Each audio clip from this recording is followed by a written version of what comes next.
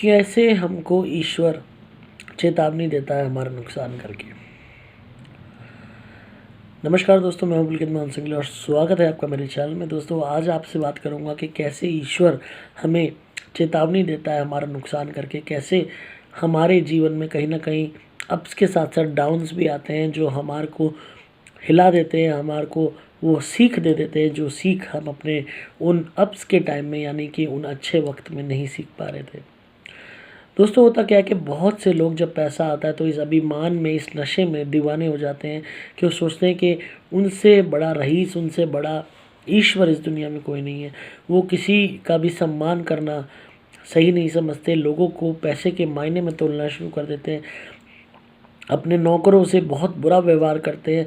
हर इंसान को जो गरीब है या उनसे कम है उसको इंसान नहीं समझते, उसको उसकी औकात दिखाने की कोशिश करते हैं। अपने पैसे के नशे में इतने पागल रहते हैं कि वो सोचते हैं कि कोई सामने वाला बंदा कुछ है ही नहीं।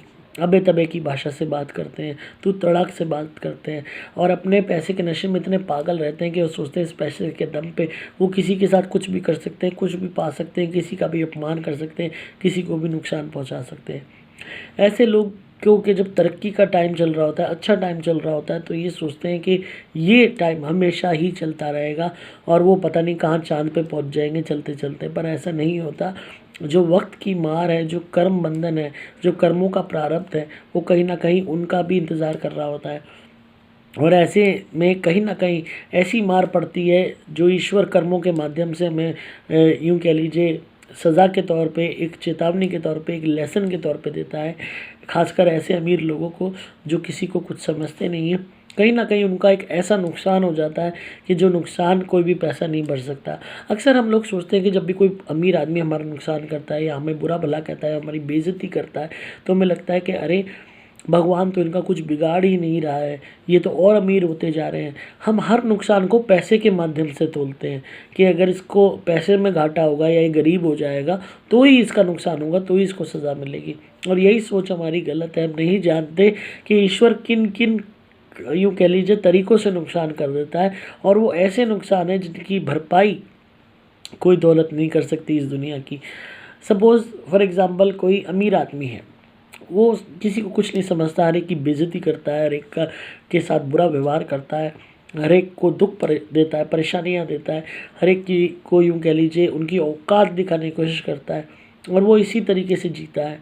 उसने अपने बच्चों के लिए बहुत सारा पैसा इकट्ठा कर रखा है और बहुत सारे उसके मन में सपने हैं कि मैं अपने बच्चों को ये करूँगा, वो करूँगा, क्योंकि उसको सिर्फ लगाव अपनी बीवी से, अपने बच्चों से, बाहरी दुनिया से जो कोई लेना देना नहीं है। किसी और के बच्चों को भले ही वो रुला दे, उसे कोई लेना देना नहीं है। तो उसको सपोज़ इस तरीके से मार पड़ती है कि जिस बेटी के लिए वो इतना पागल हो रहा था, जिस बेटी को वो कुछ बनाना चाह रहा था, वो बेटी ही किसी गरीब आदमी को पसंद कर लेती है और उसके साथ भाग जाती है या उससे शादी करने के लिए घर में कलेश मचाती है। तो उसके फर्स्ट ऑफ ऑल भगवान ने कैसे हानि कॉज की। फर्स्ट ऑफ ऑल उसके जो सपने थे वो तोड़ दिए जो अपनी बेटी के लिए देख रहा था। दूसरा, उसी की बेटी के द्वारा उसकी बेइज्जती करा दी, झगड़ा करा दिया, घर में कलेश करा दिया। जिस बेटी के ऊपर वो नाज करता था, अहम था, उसको गर्व था, वो अहम उसका चकनाचूर कर दिया। और जिस बेटी के लिए वो दुनिया को लूट के ला रहा था, उस बेटी ने ही उसको एक तरीके से उसको आईना दिखा दिया और कह दिया कि मैं तो इस फलाने के साथ जाऊँगी। इसी तरह उसका कोई बेटा था, बेटे को कोई ऐसी बीमारी हो गई कि जो भी कमाया हुआ पैसा था वो उसमें जा रहा है। चलो, पैसा तो उसके पास बहुत है कि वो इलाज करा सकता है, पर जो मेंटल टेंशन है, जो फिज़िकल टेंशन है, जो फिज़िकल भागा दौड़ी है, जो वक्त की बर्बादी है, जो हर वक्त की चिंता है, जो एक डर है, उसका इलाज तो कोई पैसा नहीं कर सकता। इसी तरह बीवी ऐसी मिल गई जिसके बाहर संबंध है, वो और मर्दों के साथ एंजॉय कर रही है, उसका मेहनत से कमाया हुआ पैसा जो दुनिया को लूट के ला रहा है, वो पैसा बेदर्दी से उन मेल प्रोस्टिट्यूट्स के ऊपर लुटा रही है या अपने आशिकों के ऊपर लुटा रही है। तो ऐसे सुख का क्या उसको आनंद मिला, आप खुद ही सोचिए। तो इस तरीके की लाखों करोड़ों स्टोरीज़ हैं उन अमीर लोगों की, जो अमीर लोग दूसरों का बुरा करने में तत्पर रहते हैं और कहीं ना कहीं किसी ना किसी माध्यम से, ज़रूरी नहीं इन्हीं माध्यमों से, इन्हीं तरीक़ों से, किसी ना किसी माध्यम से ईश्वर ऐसे लोगों का अहम तोड़ता है, उनकी ईगो तोड़ता है, उनका घमंड तोड़ता है, उनको ये रियलाइज़ कराता है कि जिन लोगों के लिए तुम दुनिया को लूट रहे हो, दुनिया की आहें ले रहे हो, वो लोग ही तुम्हारे नहीं हैं। तो ये मत सोचिए कि कोई अमीर आदमी अगर आपके साथ बुरा कर रहा है तो उसका कभी बुरा नहीं होगा, क्योंकि अप्स चल रहे हैं तो डाउन्स भी आते हैं, और ups and downs are not always in terms of money. खाली पैसे के बेस पे अप्स एंड डाउन्स नहीं होते, आपके हालातों के ऊपर भी होते हैं। पैसा होते हुए भी अगर आपको सुख नहीं मिल रहा अपने घर में, वो चैन नहीं मिल रहा, वो शांति नहीं मिल रही, वो प्यार नहीं मिल रहा, तो उस पैसे का क्या फ़ायदा। तो अप्स एंड डाउन्स सिर्फ पैसे के बेस पे नहीं है दोस्तों, हालात के बेस पे भी है, आपके सुख के बेस पे भी है, आपके ज़िंदगी के आराम के बेस पे भी है, चैन के बेस पे भी है। कोई भी इंसान है दिन रात पैसा कमा रहा है, घर में हफ्ते में एक बार ही आता है, एक बार ही भोजन कर पाता है अपने घर वालों के साथ, बाहर धक्के खा रहा है, दिन भर उसके दिमाग में टेंशन है, तो उसके जीवन का क्या बोल रहा, उसके जीवन का क्या सुख रहा, उसके जीवन की क्या तलाश रही, जो क्या उसने जीवन अपना पूर्ण तरीके से जिया, जो एक कॉमन मजदूर जी लेता है कि टाइम पे रोटी खाता है और आराम से चैन की नींद सोता है। तो बताइए, बहुत फ़र्क है इस चीज़ में।